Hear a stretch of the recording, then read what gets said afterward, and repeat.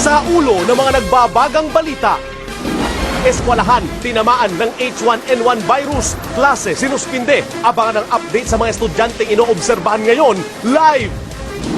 Kumpirmadong kaso ng H1N1 sa bansa, halos 100 na. Malawakang epidemya, posibleng ideklara na dahil sa pagkalat ng sakit. Mga tanong tungkol sa lumalaganap na sakit, sasagutin ng DOH live. Bantayan sa mga airport, hotel at mall, masinigpitan kontra H1N1. Mahigit 60 bahay naabo sa magkahiwalay na sunog. Exclusive! Estudyante sa isang eskwelahan namatay. Ilang pa niya mga kaeskwela nilalagnat. Ang hinihinalang sakit na tumama sa mga estudyante, alamin. OFW, nahulog o hinulog mula sa 5th floor ng Mega Mall. Ang buong kwento, tutukan. Energy Secretary Angelo Reyes, kinastigo si NEDA Secretary Ralph Recto dahil sa presyuhan ng petrolyo. Bago siya magsalita, kausapin niya muna ako. Angelica Panganiban, mas palaban sa kanyang susunod na pelikula. Leading man na makakasama niya sa isang love scene, makikilala nyo na. At mga kapamilya nyo sa ABS-CBN, sinalubong na ang Araw ng Kalayaan. Mga bigating rakista, nakijamming sa music video ng Boto Mo Ipatrol Mo, Ako ang Simula.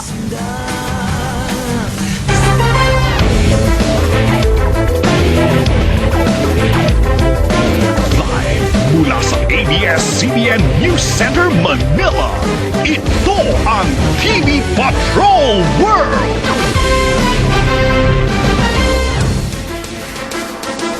Magandang gabi, Pilipinas! Kami ang inyong mga patrol ng Pilipino. Naglilingkod sa inyo saan man sa mundo.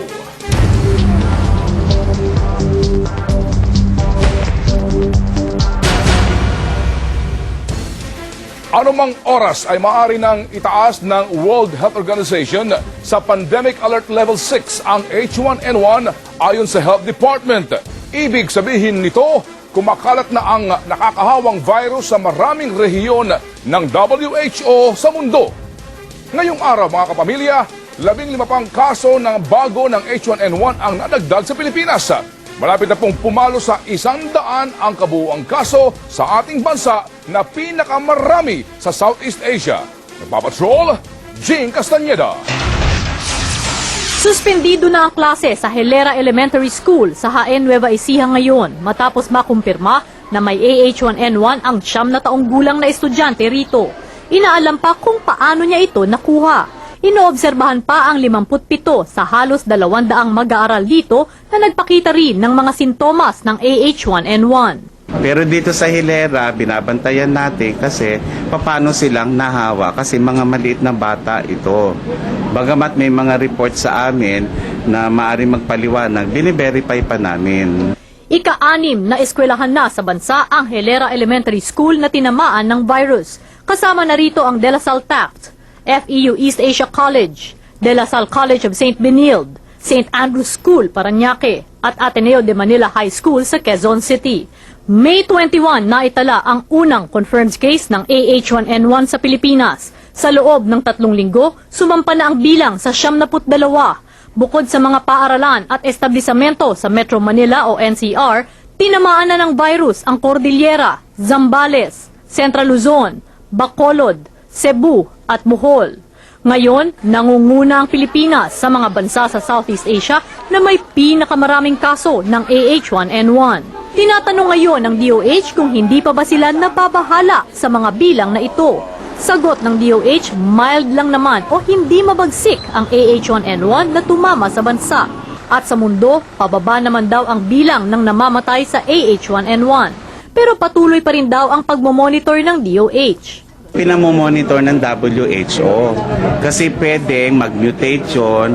So, nakabantay tayo. Vigilance is the key. Okay. Unpredictable kasi yung virus.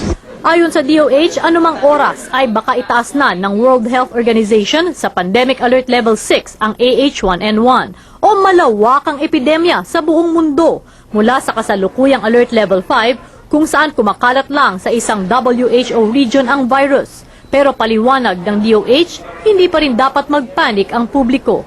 The pandemic alert system of the WHO is limited to geographic spread of the virus.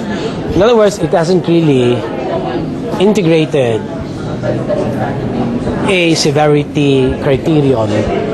Kapag dineklara na ng World Health Organization ang Pandemic Alert Level 6, susuriin at rerepasuhin ng DOH ang kanilang guidelines ukol sa AH1N1. Alinsunod na rin ito sa kanilang napagkasunduan sa WHO. Jing Castañeda, Patrol ng Pilipino. Umabot na rin sa Bacolod ang H1N1. Naitala po ito matapos umuwi doon ang isang estudyante ng De La Salle University na una nang nilagnat dito sa Maynila. Nagpapatrol Marty Go. Kinumpirma ng Department of Health ang kauna-unahang kaso ng AH1N1 virus sa Bacolod City. Isang 17 taong gulang na estudyante na nag-aaral sa De La Salle University Taft. Unang linggo ng Hunyo, nilagnat ang dalaga sa kasagsagan ng enrollment sa La Salle. Nagpa-check up siya sa isang ospital sa Maynila. Na-confine ng ilang araw at kinuna ng swab test ng DOH. Pero nang bumuti ang kanyang pakiramdam, nirelease din sa ospital ang dalaga. Dahil sinuspindi ang pasok sa La Salle dahil sa pagkalat ng AH1N1 virus, nagpasya munang umuwi sa kanyang bayan sa Bacolod ang estudyante. Pero nang nakauwi na, dito palang lumabas ang resulta ng Research Institute for Tropical Medicine o RITM sa Maynila na positibo pala sa AH1N1 ang estudyante. Pero paliwanag ng DOH, walang dapat ikabahala. Nagsuot ng face mask ang pasyente nang umuwi ng Bacolod. Maging ang kanyang pamilya, nag-self-quarantine na rin. Inumpisahan na rin ng DOH ang contact tracing o paghahanap sa mga nagkahalubilo ng biktima. Sila mismo nag-home quarantine. Ang lahat ng miyembro ng pamilya ay nakasuot ng mask kahit sa loob ng bahay. At yung pasyente na din nakamask na rin kahit noong pang dumating siya dito. Bagamat naka-quarantine na sa Corazon Locsin Monte Libano Memorial Regional Hospital ang biktima, may ilang residenteng nangangambang kumalat na ang virus. Si Dina Leyva, naabutan ng ABS-CBN News na bumili ng face mask sa butikang ito.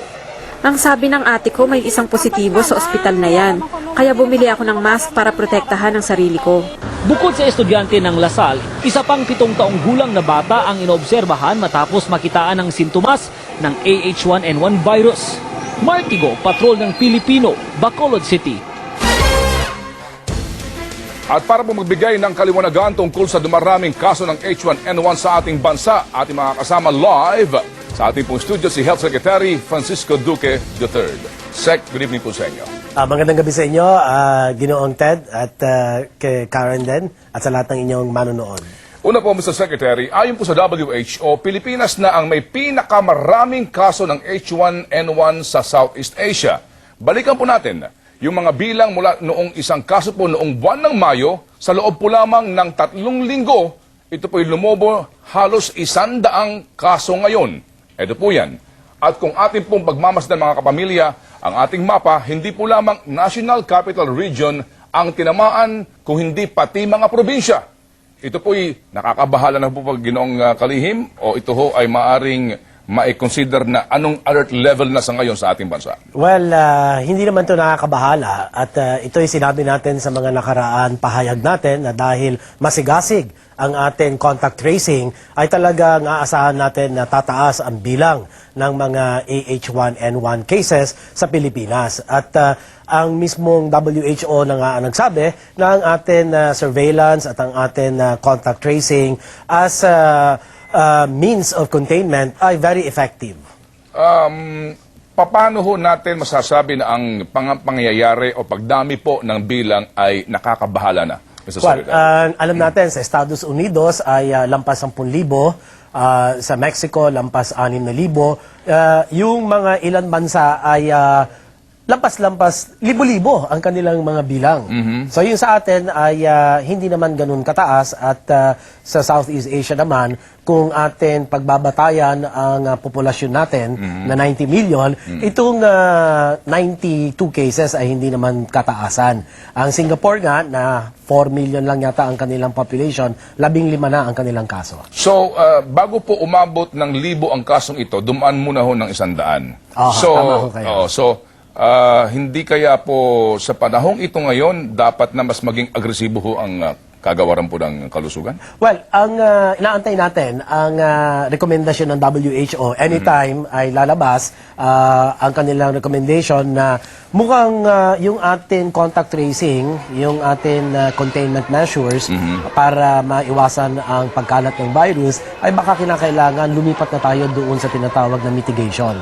Ay ibig sabihin po nito, early detection na lamang po at kaagaran, bigyan ng lunas at gamot ang mga nakilalang mga kaso ng AH1N1. Dahil aminado na ho ang WHO at ilang pang mga nagpakadalubhasa sa larangan ng AH1N1 ay ang containment measures mukhang ineffective na. Lalo na kung meron na hong community outbreak. Opo. So kanina ho sa inyong press conference, Secretary, binanggit po ninyo na kinover po ito ni Jean Castañeda na mild nga lamang ninyo itong H1N1 sa ating bansa at mababa lamang yung mortality rate sa mundo. Pero hindi kaya ito po nga, yung pong pangamba ng ilan na baka ito ay mag-mutate o para bagang lumakas at kalaunan po hindi maagapan at magkaroon na ho ng problemang beyond your control? Posible ho yan. Ano ho? Pero itong mga nagdaan na isang buwan at kalahati, ay lumalabas na yung virus ay pareho naman. Hindi naman nagpakita ng karagdagan na bagsik. At nakikita naman natin patuloy na dumadami ang kaso. Pero ang bagal naman ng pagtaas ng mga kaso ng mga mamatay. Yung pong sa Bacolod, Secretary, yung estudyante po na may lagnat na galing sa Maynila, bumiyahe pa papunta ng probinsya. Yung pala nga po, ito ho ay positive na meron pong H1N1. Ano ho ba ang dapat na patakaran talaga sa pagbiyahe po ng isang meron ng hinihinala, no? Na positive po sa H1N1 para hindi na ho kumalat pa? Hindi talaga dapat yan bumiyahe. At dapat responsibilidad yan ng isang mamamayan na kapag siya'y kumpirmadong meron ng AH1N1, dapat huwag na siyang lumayo o huwag na siyang lumabas ng kanyang tahanan o kung saan man siya nakatira. Doon na lamang muna siya at mag-self-quarantine.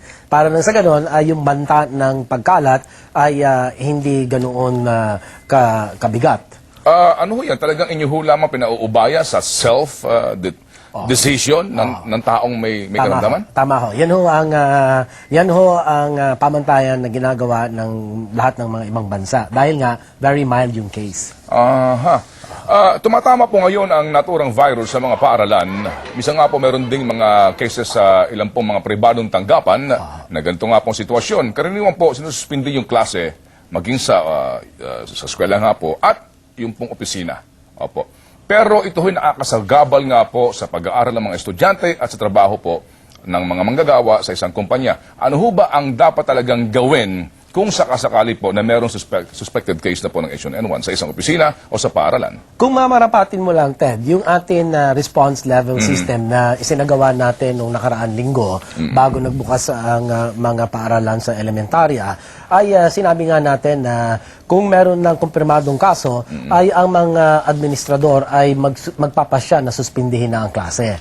Pero magbabago ito lahat. Inaantay natin yung WHO na ngayong gabi ay magkakaroon sila ng panibagong anunsyo at batay sa kanilang anunsyo naman ay magbabago ang ating mga patakaran. So, Lunes, itong darating na linggo, ay baka wala na tayong class suspension.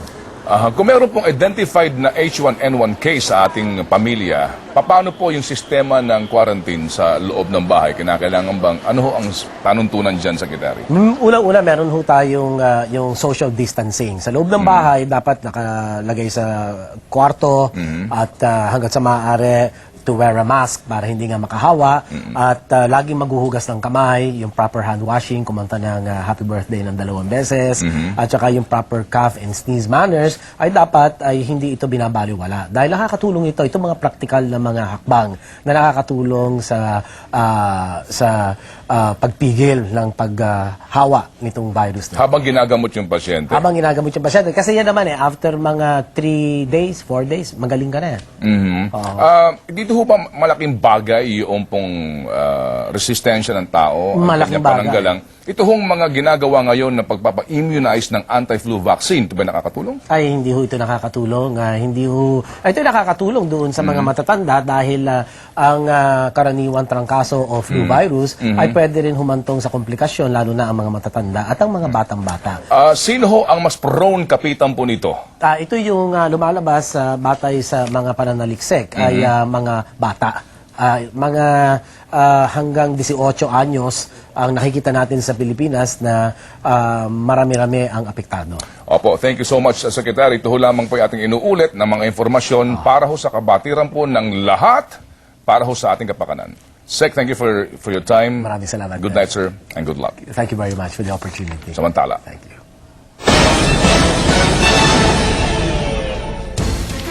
Nasunog ang mahigit sa 50 kabahayan sa Barangay Santa Lucia sa Pasig.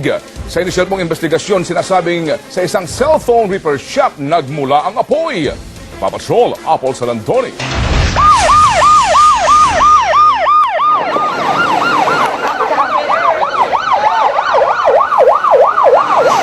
Halos mamula na ang langit sa laki ng apoy na lumalamon sa mga bahay dito sa East Bank, Barangay Santa Lucia sa Pasig. Alas 2:30 kaninang madaling araw.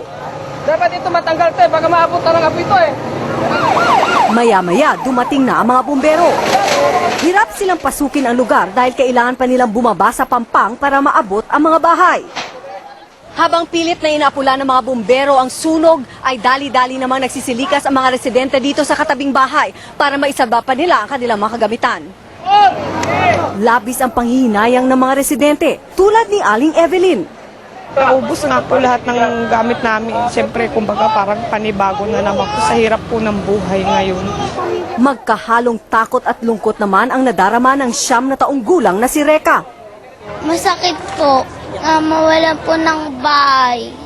Bandang alas 3 na madaling araw nang magdeklara ng fire out ang mga bumbero. Wala namang nasawi sa insidente. Samantala, dinala ng mga tanod sa barangay hall ang lalaki ito na nakilalang si Rene Pineta. Katiwala sa cellphone repair shop na pinagmulan umano ng sunog. Nagsasayang umano sa shop si Pineta nang sumiklab ang apoy, bagay na kanyang itinanggi.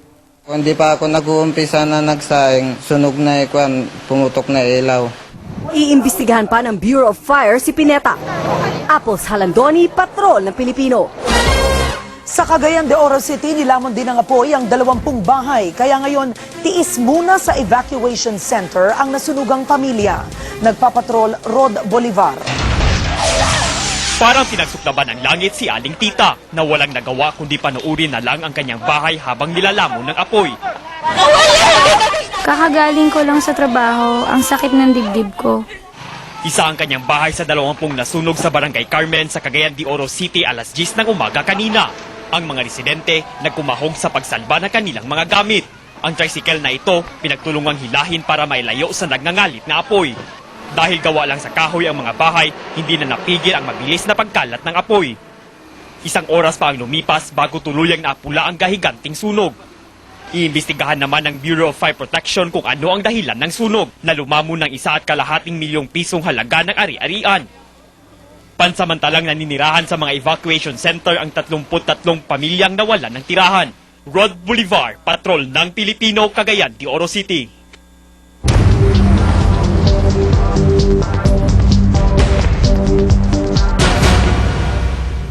Limitado na muna ang paghatid sundo ng mga pasahero sa Ninoy Aquino International Airport para maiwasan ang pagkalat ng AH1N1 virus. Maging sa mga hotel, todo ingat na rin. Live mula sa NAIA, nagpapatrol Sol Aragones. Karen, mas pinaigting pa ang pag-iingat dito sa airport, hotels at malls laban sa AH1N1 flu virus. Ito ay bunsod pa rin ng patuloy na pagdami ng suspected case sa bansa. Pansamantala ding sinuspinde ang pagbibigay ng visitor's pass dito sa airport. Hindi na muna pinapayagan na makapasok sa lobby ng airport ang mga susundo at maghahatid sa mga pasahero. Pansamantala kasing itinigil ang pribilehiyo ng pagbibigay ng visitor's pass. Ang sistema ngayon, hanggang arrival extension lang ng airport, pwede ang mga susundo ng mga kamag-anak o kaibigan. Ang mga maghahatid naman papaalis ng bansa ay hanggang labas lang ng airport. Para ma-discourage na yung mga maramihan na naghahatid at sumusundo, para hindi mag-spread yung virus kung talagang nag-positive. Di naman ito minasama ng mga naghahatid at sumusundo sa airport. Okay lang po na nandito kami naghihintay para rin naman po yun sa kaligtasan namin. Maliban sa airport, todo na rin ang pag-iingat kontra sa AH1N1 sa ilang hotel. Sa hotel na ito, titingnan muna ang temperature ng guest at mga empleyado bago sila makapasok. Pag mataas ang temperature, magpapahinga muna sa labas. Baka kasi dahil sa init sa labas pag naglakad. So, lalabas kami, ang nurse at saka ang doktor, iti-check ang pasyente. Kung mataas pa rin ang temperature, pagkatapos magpahinga ang guest, dadali namin sa clinic. Pero dapat naka-mask para hindi mag-spread ang virus kung positive man siya sa swine flu. Pabor naman dito ang mga nagpupunta sa hotel. Oh yeah, I have no problem with that. That's okay. Kasi, siyempre, napuproteksyonan din yung mga tao na nandito and as well as yung sa akin din. So, kung baka, I don't know, kung carrier ako o so, pag may temperature check at least, nalalaman ko kung ako'y safe. Pinabulaanan naman ng SM Management ang kumakalat na text na may mga kumpirmadong AH1N1 na victim sa South Mall at Mega Mall. Wala raw kakayahan ng mall na magdeklara ng kumpirmadong kaso.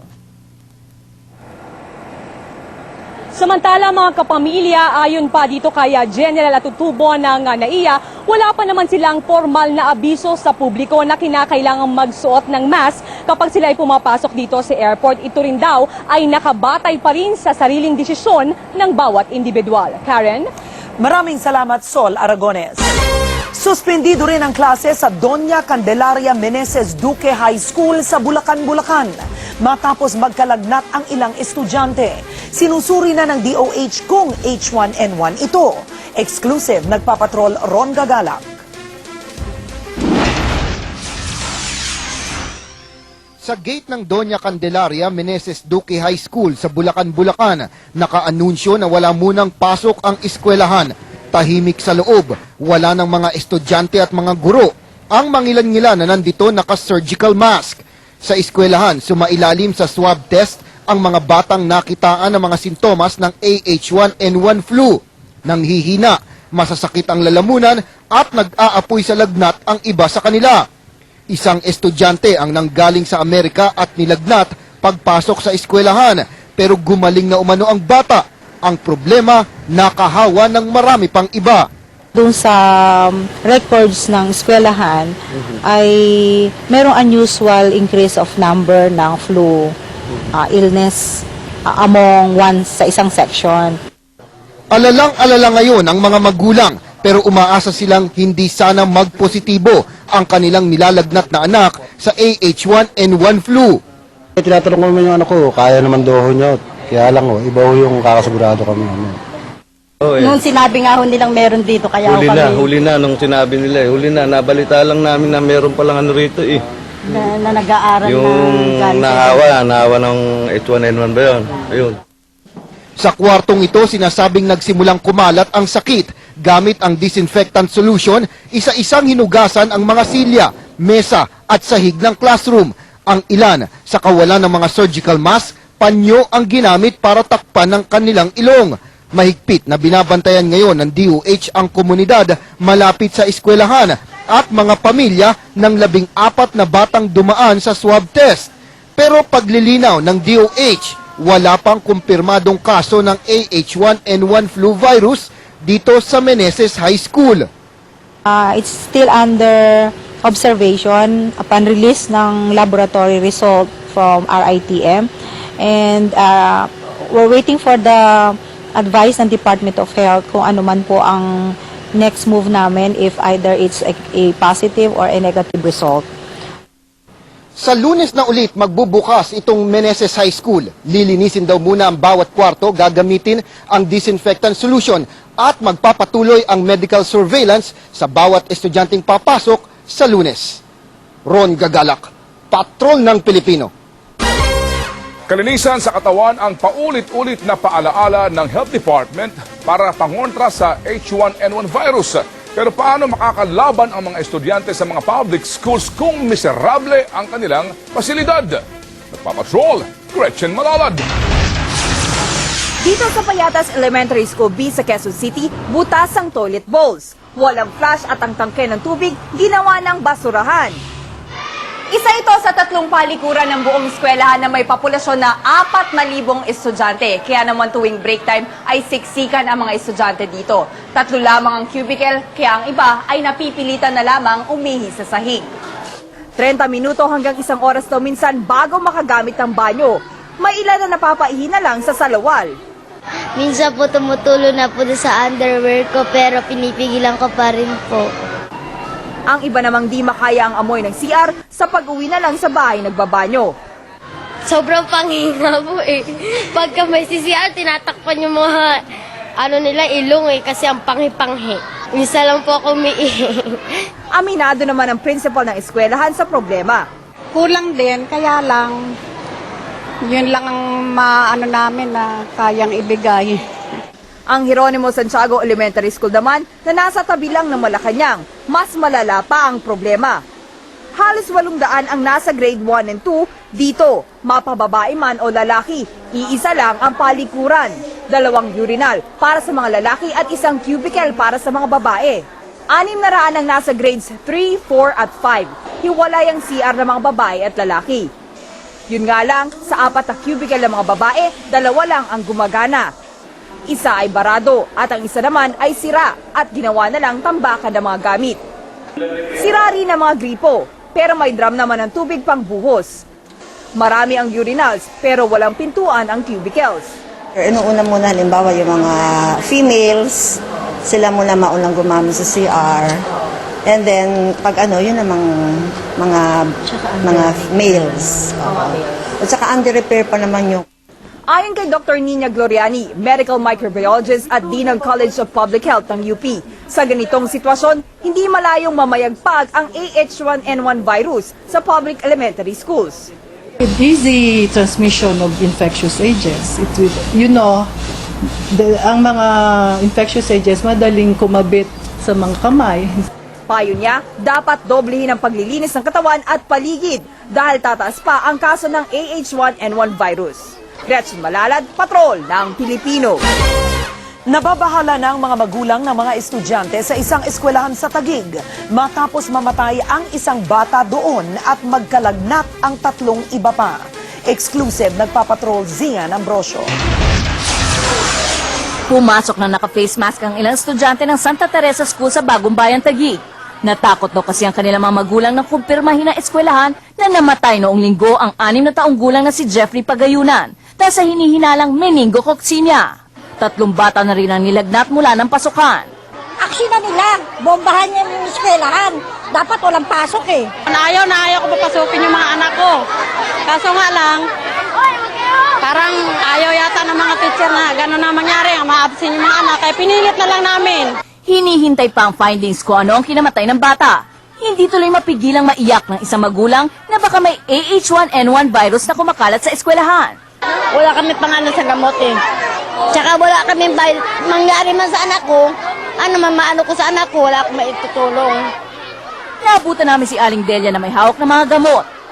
Yung pong anak ko kasi, meron pong lagnat. Takot din po ako, baka inaano ko yung mga bata din, baka makahawa po sila. Gayon pa man ayon sa City Health Office, hindi AH1N1 virus ang ikinamatay ng bata. That is a suspect meningo. Bakit nila nasabi, sir, na suspected meningo?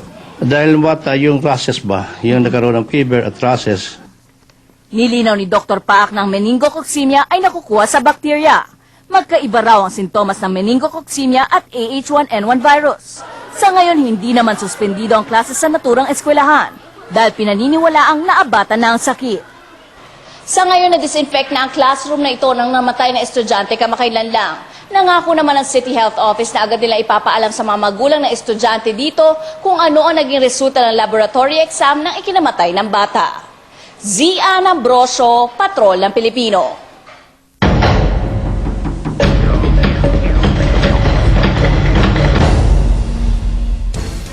Naunang sinalubong po ng inyong mga kapamilya sa ABS-CBN ang Araw ng Kalayaan. Isang sabayang flag raising ceremony ang ginanap sa iba't ibang bahagi po ng bansa kanina para maipaabot ang mensahe ng pagbabago at pag-asa. Nagpapatrol, Atom Araulio. Bumaha ng kulay puti sa Eugenio Lopez Jr. Communication Center kaninang umaga para sa taunang flag raising ng ABS-CBN. Mula Luzon, Visayas at Mindanao at pati sa iba't ibang panig ng mundo, taas noong iwinagayway ng mga kapamilya ang mga kulay ng bandila. Nanguna sa pagkanta ng pambansang awit si Charis Pempenko.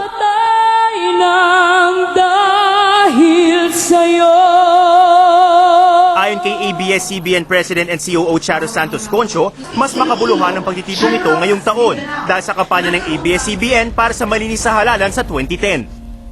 Sa motto ng ABS-CBN na in the service of the Filipino, inayakap natin ang tungkulin na maging katuwang ng bawat Pilipino sa kanyang pag-ahon sa buhay. Kasabay ng flag raising ang paglulunsad ng bagong music video ng Boto Mo'y Patrol Mo, Ako Ang Simula. Nagsama-sama ang mga bigating rakista ng bansa tulad ni Rico Blanco, Raymond Marasigan ng Sandwich at Aya De Leon ng Imago. Pinangunahan naman ng chairman at CEO ng ABS-CBN na si Gabby Lopez ang pagpaparehistro para maging boto patroller. Ang mensahe natin sa mga kababayan ay ito: laging mayroong pag-asa. Kung laging makakapitan natin ng isa't isa, kung laging may kabayanihan, ang bawat isa sa bawat araw. Bahagi ito ng panawagan ng ABS-CBN sa lahat na maging simula ng pagbabago sa darating na halalan. Atom Araulio, Patrol ng Pilipino.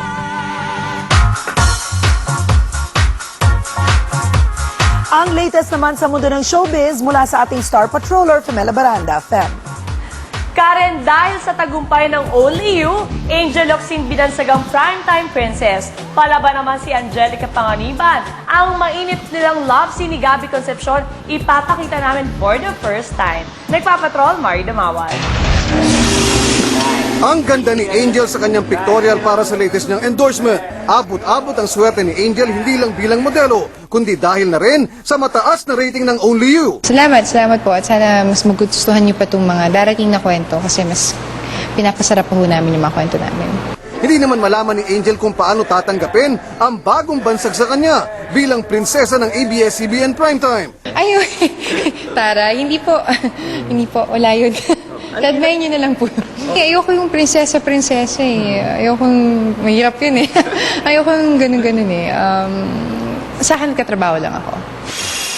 Samantala, marami ang gugulatin ni Angelica Panganiban sa mas palaban niyang imahe sa mga susunod niyang pelikula. Muling pumirma ng 2 taong kontrata si Angelica sa Star Cinema at ngayon pa lang, usap-usapan ng love scene nila ni Gabby Concepcion sa bago nilang proyekto. Mas confident ako na magpakita ng medyo mas maraming skin kaysa nung umpisa, di ba? Kasi siguro nga komportable ako sa mga taong nakakatrabaho ko. Ayaw namang isipin ni Angelica na pag-uugatan ng problema nila ng nobyo niyan si Derek Ramsey ang eksena nila ni Gabby. Basta ginawa lang daw niya ang nararapat at walang dapat ikabahala si Derek. Sa tanong kung napanood na ni Derek ang eksenang bigay na bigay daw siya. Hindi, no? Hindi nga niya alam, oh. Pag napanood na to, alam na niya. Game man si Angelica sa lahat ng tanong. Dead man naman siya sa isyong alitan nila umano ni Christine Reyes. Insecure daw sa'yo si Christine Reyes. Basta po pumirma akong kontrata ngayon, saka wala siya dito. Samantala, tuloy na tuloy naman ang World Concert 2 ng ABS-CBN Star Magic Talents sa June 27 at 28. Inaasahan ang pagdagsa ng mga kababayan natin sa Los Angeles at San Francisco, California sa special shows ng mga bituin tulad ni Kim Chiu, Gerald Anderson, Piolo Pascual, Sam Milby at marami pang iba. Tampok din ang mga bigating singer na kinabibilangan ni Jed Madela, Richard Poon at Pinoy Dream Academy stars. Mario Dumawal, Patrol ng Pilipino. At susunod, 4 na hinihinalang kidnapper patay ng makipagbarilan umano sa mga pulis. Exclusive, 1 taong gulang na bata nalunod sa timba ng tubig. Bago siya magsalita, kausapin niya muna ako. Ano ang ikinangingit-ngit ni Energy Secretary Angel Reyes? Alamin! Concert ng Pussycat Dolls, papasyalan natin live. At Charis, merong mamahaling regalo para sa kanyang sarili. Kung ano ito, malalaman niyo yan sa pagbabalik ng TV Patrol World.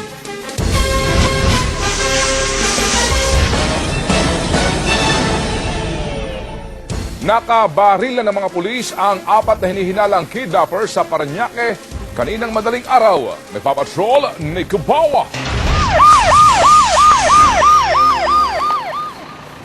Sinara ng mga pulis ang bahaging ito ng Diosdado Macapagal Avenue sa Barangay Tambo, Parañaque, pasado alas 4 kanina madaling araw. Nagkaroon raw ng engkwentro sa pagitan ng mga otoridad at ng 3 lalaking ito na agad napatay. Nauna rito, natiktikan ng pulisya ang Nissan Sentra na gamit ng mga lalaki na ginagamit rin umano sa kidnapping. Nasundan ito sa isang gasolinahan sa Pasay kung saan umano nagkikita ang grupo pero nagsimula ang habulan nang dumaan sila sa checkpoint. Gustong i-check ito ng marked vehicle ng Parañaque Police, ayaw huminto. Nagkaroon ng habulan dito. Mabilis daw na tumatakbo itong sasakyan ng mga suspect na papunta sana sa Cavite, pero agad itong nakat ng mga police mobile. Bumaba ng kotse ang 4 na lalaki na tumakbo umano papunta sa Talahiban. Sa palitan ng putok, patay agad ng 3 sa kanila. Naisugod naman sa ospital ang ika-4 na suspect pero pumanaw rin. 3.45 at isang 9mm na baril naman ang nakuha sa kanila. Bumaba yung mga suspects, nagkaroon ng encounter between sa DIOU saka yung mga suspect. Nakilala rin naman agad ang 3 sa mga suspect dahil sa dala nilang ID. Sila rin ang tinuturong mga nang hold up sa isang Chino sa Laloma, Quezon City na na-rescue rin kahapon sa Montalban, Rizal. Nakumpirma ito nang makuha sa kanilang sasakyan ng isang bag na naglalaman pa ng mga gamit ng biktima, kasama rin ang 4 na hindi pa na-encash na cheque na nagkakahalaga ng 36,000 pesos. Iniimbestigahan na kung meron pang ibang suspect sa kaso. Nico Bawa, Patrol ng Pilipino. Patikim pa lamang daw ang mga rally laban sa CONAS kahapon. Ayon po sa mga lider ng oposisyon, baka mapatalsik sa pwesto si Pangulong Arroyo sakaling igiit ng kanyang mga kaalyado sa Kongreso ang pagbubuo ng isang Constituent Assembly para maamyendahan ang ating saligang batas. Nagpapatrol, Maricar Bautista. Lahat ng tumututo sa CONAS, itaas ang kamao! Maalab ang mga pahayag kahapon. Nasa Kuwait si dating Pangulong Estrada, pero may sulat na iniwan para sa mga dumalo sa anti-CONAS rally. Kapag hinayaan nating manioblang ito na magalamay ni Arroyo, parang hinayaan na rin nating nanakawin niya sa ikatlong pagkakataon ang panguluhan ng bansa. Hindi ang saligang batas ang nangangailangan ng pagbabago kung hindi ang gobyernong tiwaling. May mensahe ring ipinadala sa mga rallyista si dating Pangulong Aquino. Narito muli tayo sa gitna ng walang hiyang pang-aabuso ng mga makapangyarihang nagnanais na sirain ang mga pinakapayak sa ating mga batas. Huwag niyo pong payagang manumbalik ang pamamaraan ng mga diktador. Tutulan po natin ang CONAS. Nagbabala naman ng mga taga-oposisyon ng isa na namang EDSA Revolution kung magmamatigas ang gustong mag-amyenda sa saligang batas. Kung ituloy talaga nila ang CONAS, sa aking tingin ang taong bayan ay lalabas sa lansangan. I warn the administration, do not underestimate people's anger. Ayon sa oposisyon, patikim pa lang ang rally kahapon. May mga mas malalaking kilos protesta raw silang pinaplano. Babala ni United Opposition President at Makati Mayor Jojo Marbinay, baka hindi makatapos ng termino si Arroyo kapag ipinilit ang charter change. Pagka pinagkitgitan itong CONAS nito, baka ito tipping point na. And I think the administration is aware of that. Pero ang malagim na nakikita ni Binay ay ang posibleng pagdedeklara umano ng Pangulo ng martial law. Ayon kay Mayor Binay, aaraw-arawin ang mga kilos protesta hanggang sa huling State of the Nation address ni Pangulong Arroyo sa Hulyo. At mula Makati, handa raw silang dalhin ang rally sa Batasan sa mismong araw ng SONA. Maricar Bautista, Patrol ng Pilipino. Binigyan na ng parole ang OFW na si May Vecina na una nang nahatulan ng bitay sa Kuwait. Ikinatuwa naman ito ng kanyang pamilya. Mula sa North Cotabato, nagpapatrol Lirio Bompa. Labis na ikinatuwa ng mga kaanak ni May Vecina ang balitang binigyan na ng parole ng Amir of Kuwait si May. Ibig sabihin, malaya na siya. Katunayan, si May paraw mismo ang tumawag sa kanila noong Lunes ng gabi para ipaalam ang magandang balita. Labis-labis ang kaligayahan ko nung tumawag siya, sinabi sa amin na makauwi na siya. Dahil dito, halos walang paglagyan ng tuwa ang kanyang buong pamilya. Mang, sana masayang-masaya ka na at masaya rin ako ay kasama na tayo. Masaya ka ba? Opo. Bakit? Kauwi si Mama. Nahatulan ng bitay si May noong 2007 matapos masangkot sa pagpatay sa kanyang batang alaga sa Kuwait. Pero di kalaunan, ibinabarin ito sa life imprisonment hanggang sa tuluyang nabigyan siya ng pardon.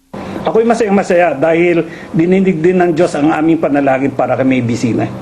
Sa ngayon, 2 OFW pa ang nasa death row sa Kuwait. Lirio Bombat, Patrol ng Pilipino, North Cotabato. Sinalubong ng palakpak at papuri ang pagbabalik bansa ng Powerade Basketball Team Pilipinas. Kampiyon sa 8th Southeast Asian Basketball Association Tournament sa Indonesia ang Team Pilipinas. Unang pinadapa ng mga Pinoy ang Singapore Basketball Team sa lamang na 48 points. Sumunod na nilampaso ang host na Indonesia Basketball Team. Inaasahang muling sasali ang koponan ng Pilipinas sa Jones Cup sa Taiwan bilang paghahanda na rin sa FIBA Asia Championship sa China at pag-asang makapasok naman sa 2012 Olympics sa France. May low pressure area pa rin 600 kilometers east of Mindanao. Malayo ang low pressure area at walang epekto sa panahon. Samantala, may mas malakas pang low pressure area ang papalapit sa bansa na may malaking posibilidad na lumakas at maging bagong bagyo. Maganda ang panahon sa Luzon, maaraw sa umaga at tanghali, katamtaman ng init sa Metro Manila sa 32 degrees Celsius. Makulimlim naman sa Visayas, tulad ng ITCZ, maaaring umulan sa Iloilo, Aklan at Negros. Uulan din paminsan-minsan sa natitirang bahagi ng Visayas. Maulap sa Mindanao at malaki ang posibilidad ng pag-ulan. Mas malakas ang ulan sa Surigao at Eastern Mindanao. Pinag-iingatan lahat sa landslide at flash flood. Kaunting kaalaman, laban ng balita ang virus ngayon. Alam niyo bang ang pinakaunang virus na nadiskubre ay di nakita sa tao o hayop, kundi sa tabako? Ang pinakaunang virus na nadiskubre ay ang tobacco mosaic virus na nahanap sa mga dahon ng tabako noong 19th century. Bago nadiskubre ang pinakaunang virus, inakala ng mga eksperto na lahat ng sakit ay mula sa bakterya, isang nilalang na mas malaki sa virus. Inimbento naman ang antibiotic na pamatay sa bakterya lamang. Dahil mas maliit at mas mabagsik sa bakterya, walang epekto ang antibiotic sa virus. Ang virus ay napapatay ng antiviral medicine na bagong imbento lamang. Ito po si Kuya Kim, nagsasabing sa bawat pagsubok ng panahon, laging tatandaan na ang buhay ay weather lang. Sa pagbabalik ng TV Patrol World, isang taong gulang na bata nalunod sa timba ng tubig. Alamin kung may pananagutan ang magulang ng bata sa nangyari. Bago siya magsalita, kausapin niya muna ako. Secretary Angelo Reyes, bakit kinastigo si Secretary Ralph Recto? Kasong perjury ni Mike Defensor kay June Lozada ibinasura ng korte. Mga fans ng Pussycat Dolls nagsimula ng dumagsa sa concert ng sikat na grupo. At kapamilya ang music video ng Boto Mo Ipatrol Mo, Ako ang Simula. Mapapanood nyo na dito lang sa TV Patrol World.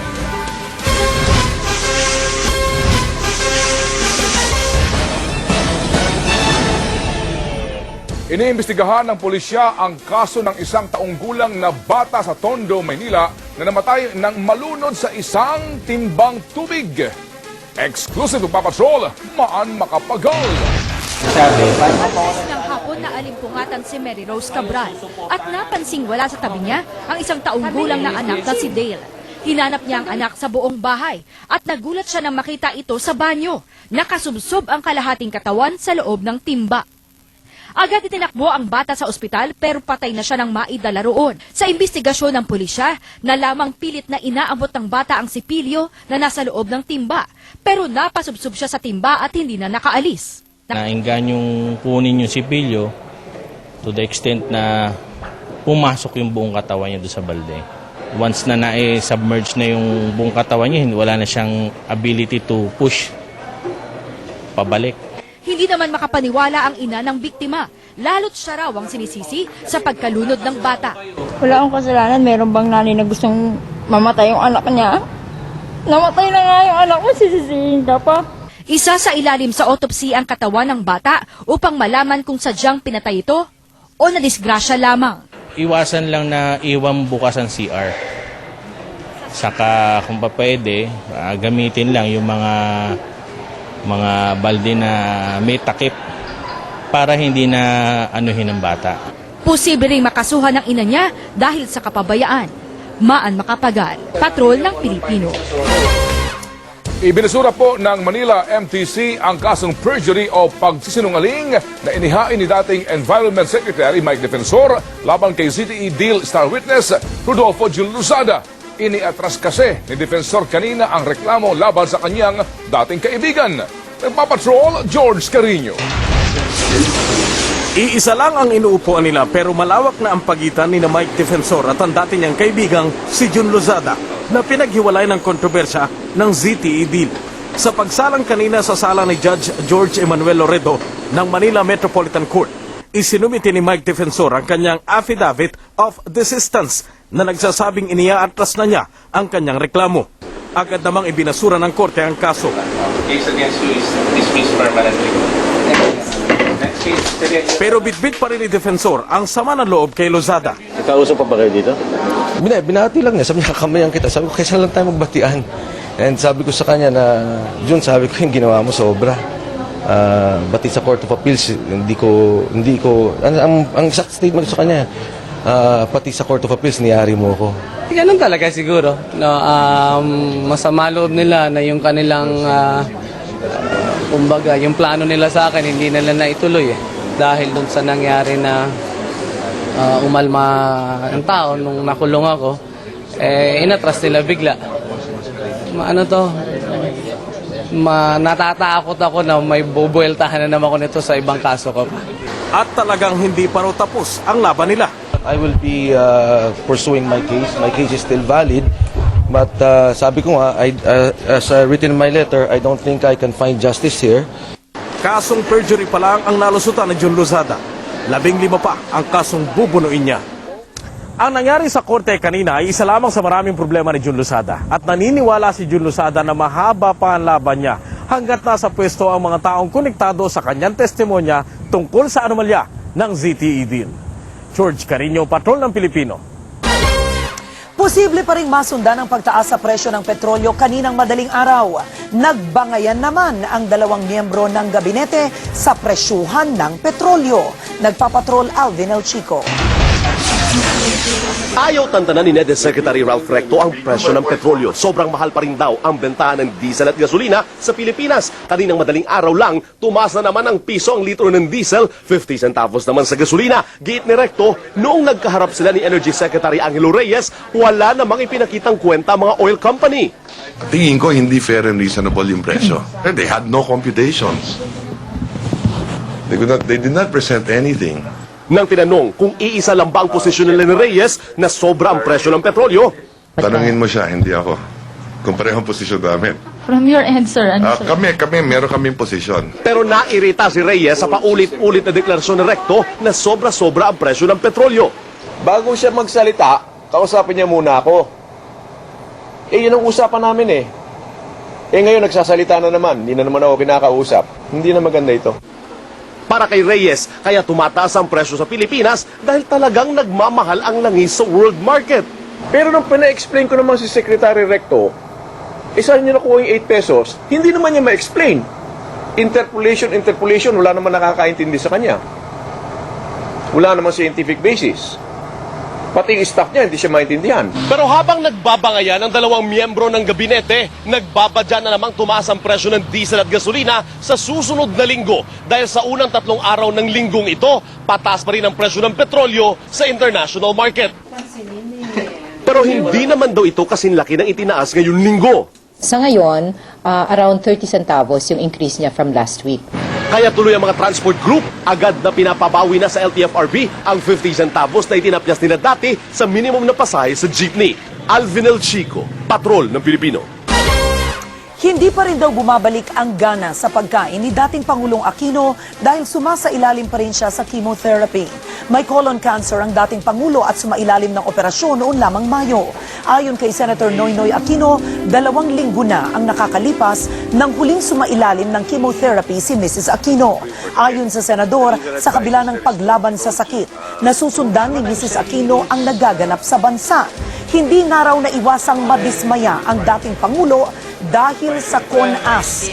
Mas masakit daw para sa Pangulo ang paulit-ulit na anyay pagtatraidor ng mga halal na politiko sa interes ng sambayanan.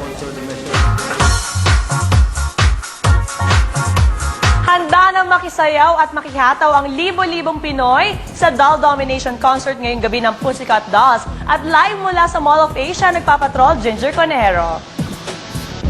Fem, ready to party na ang libo-libong fans sa Doll Domination Concert ng Pussycat Dolls dito sa SM Mall of Asia grounds.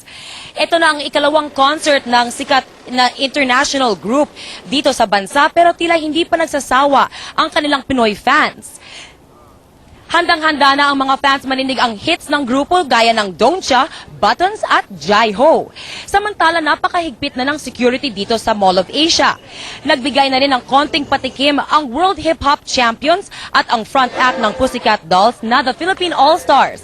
Alay raw nila ang performance ngayong gabi sa kapwang Pinoy, lalo na kay Nicole, ang lead singer ng Pussycat Dolls, dahil hindi niya nalilimutan ang kanyang Pinoy roots. It's about to get mainit. Yun lang yung masabi namin. And we representing all the Filipinos na paramdam na din namin sa mga international act na we have just as good as a talent as the other people out there in the world. Na maybe even better, but it's for them, for you guys to judge. But we out here to have fun and really represent us Filipinos na yun nga. It's time to rise up. She's not only sexy, but she's also very empowered as a woman. Samantala, hindi naman nagpatalbog ang kid break dancers na kasama rin sa front act sa talento ng Pussycat Dolls.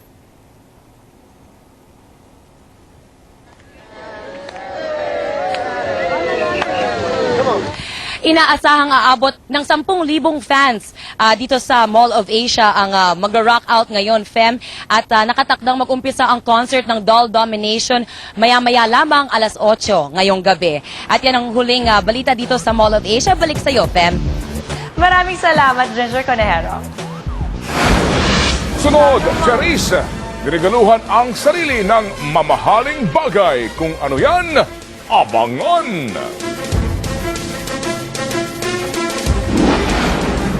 At simula na ang pagbabago. Ang music video ng Boto Mo, Ipatrol Mo, Ako ang Simula. Mapapanood nyo na sa pagbabalik ng TV Patrol World. Kinumpirma ng pamilya ng beauty queen actress na si Rochelle Barameda na ang kapatid niyang si Ruby ang isinilid sa drum, sinimento at saka itinapon sa Navotas Fishport. Kinasuhan naman ang sumukong suspect at 6 pa niyang kasabwat. Nagpapatrol Weng Hidalgo. Walang tigil sa pag-iyak ang aktres na si Rochelle Barameda matapos makumpirma ang kapatid niyang si Ruby Rose ang bangkay na isinilid sa drum, sinemento, saka itinapon sa Navotas Fishport. Nakilala nila si Ruby sa pamamagitan ng kanyang damit at alahas. Tumugma rin ang kanyang dental record. Yung hikaw niya nasuot, nandun pa rin. Nasa kanya pa rin. Yung damit, yung slacks na suot niya na khaki, yun pa rin. Yung stripes na polo shirt, yun pa rin yung suot niya. Natunto ng bangkay matapos sumuko ang isa sa mga sospek na si Manuel Montero. Sa statement at sa ng testigo na nakatali siya sa paa, saka sa kamay na kaganyan, sa likod. Tapos, ang pagsasabi, sinakal siya ng isang lubid. Hindi nga raw niya makayanan dahil sa dami na nilang ipinapatay sa kanila, nag-iisa lang yung si Rubing babae. Ayon kay Montero, ang biyanan ni Ruby na si Atty. Manuel Jimenez II ang nag-utos sa kanilang patayin ng biktima kapalit ng 50,000. Hindi raw kasi matanggap nito ang pakikipaghiwalay ni Ruby sa asawang si Manuel Jimenez III. There was this comment by the father-in-law na hindi ka dapat magdala ng kahihiyan sa pamilya namin. Pinatay daw nila si Ruby nang dukutin nila ito noong March 14, 2007. Nangyari umano ang krimen sa compound ng Buena Suerte Jimenez Fishing and Trading Company sa Navotas na pag-aari ng bayaw ni Ruby na si Lope Jimenez. At dahil sa pag-amin ni Montero, sinampahan siya ng kasong murder kasama si Atty. Manuel Jimenez II, ang bayaw na si Lope Jimenez at mga kasabwat na sina Eric Fernandez, Spike Descalzo, Robert Ponce at Rudy de la Cruz. Pag-aaralan pa ng pulisya ang partisipasyon ng asawa ni Rubina si Manuel Jimenez III sa krimen bago siya isama sa mga kinasuhan. We cannot find any, as of this moment, that we could involve the husband. Sinubukan ng ABS-CBN News na kunin ang panig ng mga Jimenez pero hindi sila mahagilap. Ngayong nakasuhan ng mga sospek sa pagpatay kay Ruby Rose Barameda, handa na ang pulisya sa pagtugis sa kanila habang naghahanap ng iba pang testigo na mas magpapatibay pa sa kasong isinampa laban sa mga sospek. Weng Hidalgo, Patrol ng Pilipino. Patay ang isang balikbayan ng mahulog sa ikalimang palapag ng isang mall sa Mandaluyong kagabi. Palaisipan naman sa mga otoridad kung sadyang tumalon o may tumulak sa biktima. Exclusive, nagpapatrol Ryan Chua.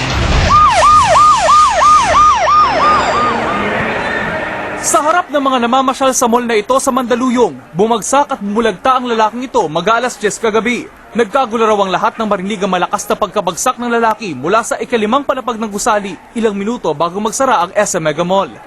May narinig ako nagsigawan sa labas. Tinignan ko doon sa may railings, napansin ko na merong tumalon nga.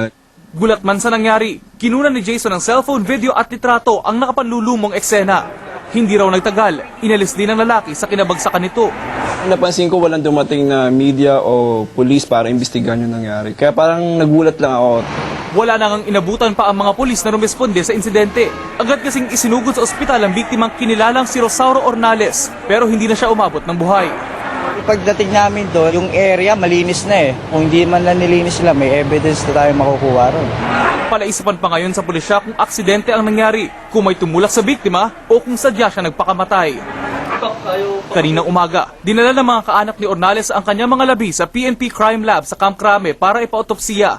Hindi raw sila naniniwalang magagawa niyang magpatiwakal. Okay naman silang pamilya. Oo. Kaya imposible. Kauuwi lang daw ng seaman na si Ornales sa bansa noong nakaraang buwan para magbakasyon. Nagpaalam daw siyang umalis kahapon para asikasuhin ng kanyang mga papeles sa agency bago pumasyal sa Mega Mall. Paano po yung pamilya niyo? May awa naman siguro ng Diyos. Bahala na yung Diyos sa pagtutulungan na lang namin. Dadalhin ngayong gabi ang mga labi ni Ornales sa Lubao, Pampanga, kung saan naghihintay ang kanyang nagluluksang mag-iina.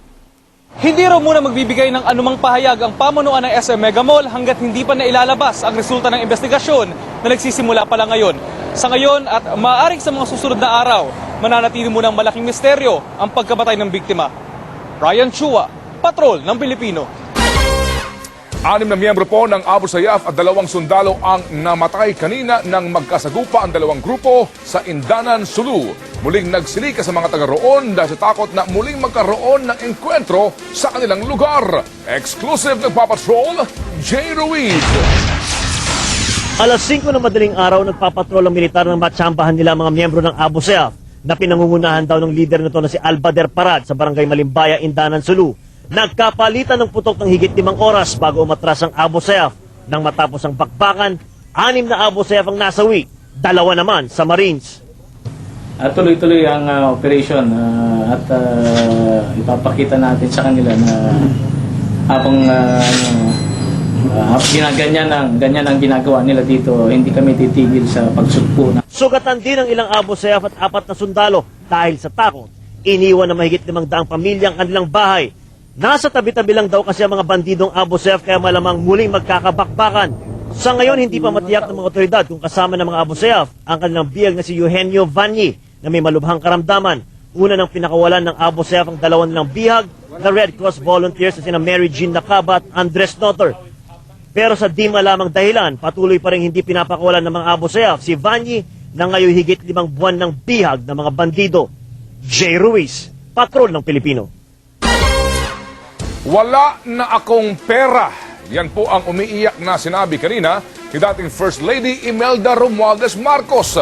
Ayon sa kanya, wala na siyang pondo para punan ang 750,000 pesos na travel bond sa tuwing siya lalabas ng bansa para magpagamot. Katunayan, kinailangan daw niyang i-withdraw na ang pensyon ni dating Pangulong Ferdinand Marcos sa Philippine Veterans Bank. Ayon pa kay Ginang Marcos, napakabagal daw ng pag-usad ng kanyang kaso kaya kailangan pa niyang kumuha ng travel permit. I had no funds. I have no funds. The only thing is the pension of Marcos. Kung maawa kayo at maintindihan niyo si Mrs. Marcos, tingnan niyo, maintindihan ninyo kung gaano kayaman ang bayan natin at dapat namin din mahalin.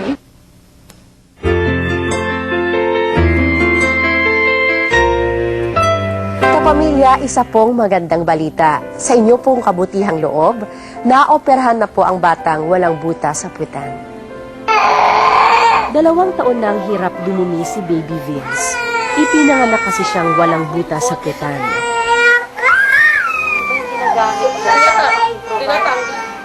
Noong Mayo, nanawagan sa hulog ng langit si Baby Vince, kaya't naipatingin siya sa isang espesyalista. Hanggang sa dumating nga ang araw na kanilang dinadalangin. Taimtim na nagbantay ang pamilya sa operating room. Sana po maging wala pong mangyaring masama po. At ilang sandali pa, hindi kayang sukatin ang saya ng pamilya sa magandang resulta ng operasyon. Natapos na yung operasyon sa kanya, naging maganda naman yung operasyon. Ang ginagamot natin sa kanya ngayon, yung pulmonya na lang. Maraming masalamat po sa inyo, lalo na po sa ABS-CBN po, sa Hulog ng Langit po. Maraming salamat po. Sa ngalan po ng pamilya ni Baby Vince, taos-puso po kami nagpapasalamat para sa tagumpay ng kanyang operasyon.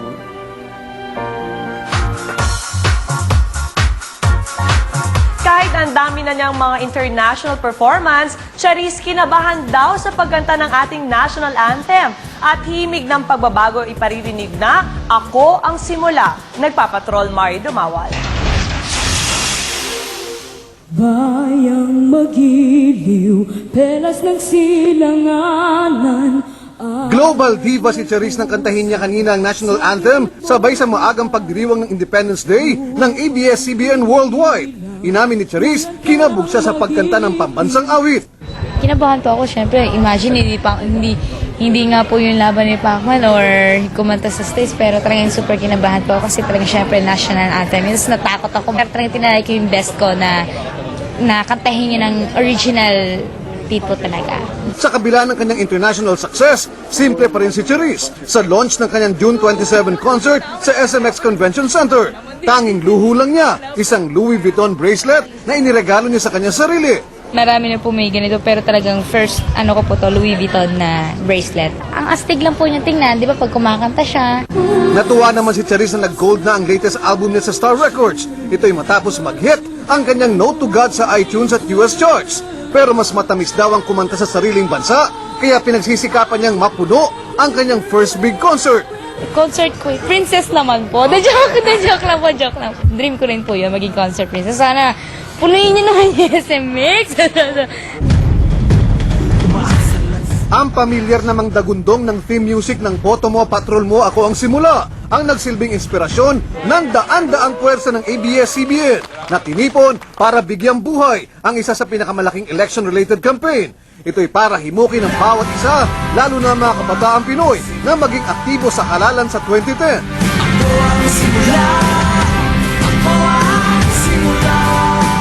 Nationwide, maraming araw at broadcast equipment ang ginugol sa campaign project para iparating ang mensahe ng pagkakaisa para sa pagbabago.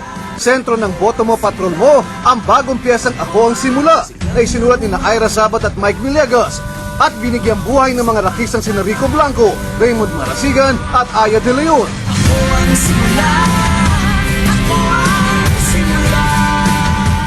If you want change, you just gotta start with yourself. Yan, Ako ang Simula. Mario Dumawal, Patrol ng Pilipino. Long weekend po mga kapamilya, walang pasok bukas kayo. Dahil po bukas ay Independence Day. Abangan niyo po ang espesyal na edisyon ng TV Patrol World sa muling pag-arangkada ng Boto Mo, Ipatrol Mo, Ako ang Simula. At yan po ang mga balitang nakalap sa aming mas malawak na pagpapatrol. Kami ang inyong patrol ng Pilipino. Naglilingkod sa inyo saan man sa mundo at kaisa ng bayan sa pagsisimula ng pagbabago. At narito na po ang ating music video ng Boto Mo, Ipatrol Mo, Ako ang Simula.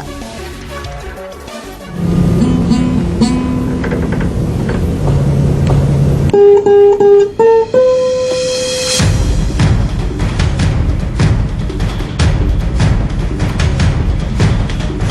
kailan nananalangin? Hanggang kailan nakapasaliw?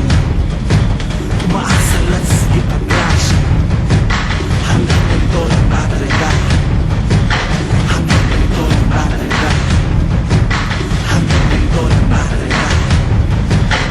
Boto mo, ipatrol mo. Boto mo, ipatrol mo. Boto mo, ipatrol mo. Boto mo, ipatrol mo. Bulag na mata at gising na tenga, mga daliri na nagkakaisa. Sa bawat kilos makakalampag, siglab ng umaga magliliwanag, magliliwanag.